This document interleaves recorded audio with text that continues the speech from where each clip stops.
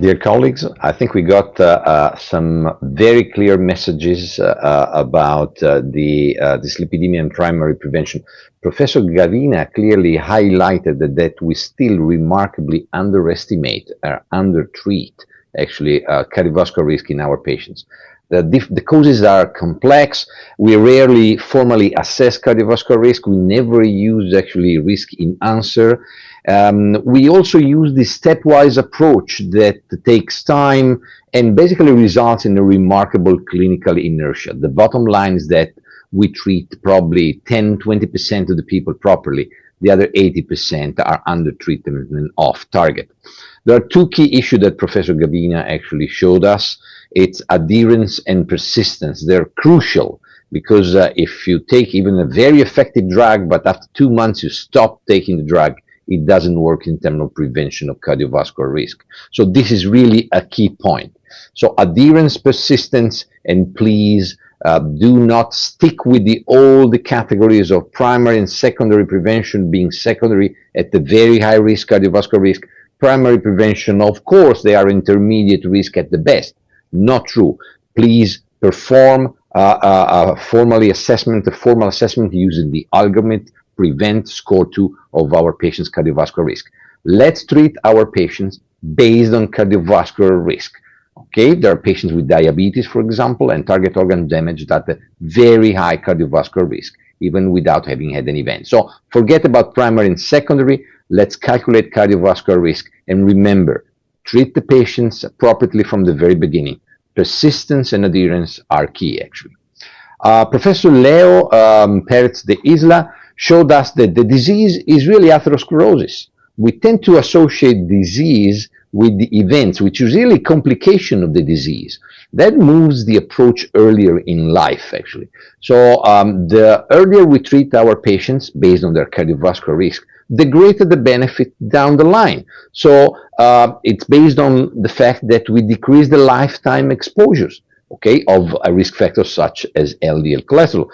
So despite it's a little challenging to understand because everybody's promoting high cardiovascular risk, strong treatment after the events, get a fast and effective treatment after coronary syndrome, let's do it much earlier, okay?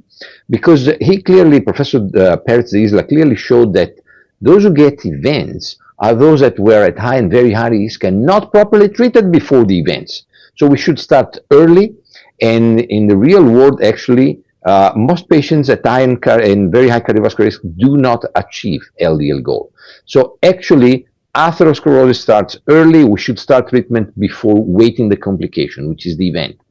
For the same decrease of cholesterol in primary prevention, you get a greater benefit down the line than what you get as if you wait until the event is done. So primary prevention pays off better than just waiting the events.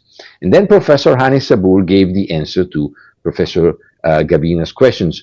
How can we do something that is very effective and very streamlined, so easy to implement and maintain, sustain over time? Well, combination therapy is the answer.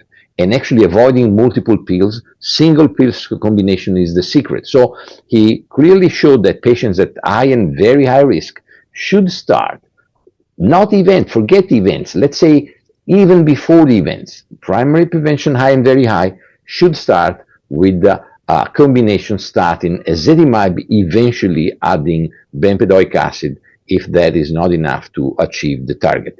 That is associated with a greater adherence, which is a key point, but not only greater adherence, but more patients achieving the LDL goal, which is actually the final goal target of the whole webinar. Achieve a nice cardiovascular risk actually evaluation, treat early and not wait until the complication is done. Use combination therapy because that's a very effective way in a single pill combination to achieve in a greater number the LDL goal in our patients at high and very high risk. Thank you very much.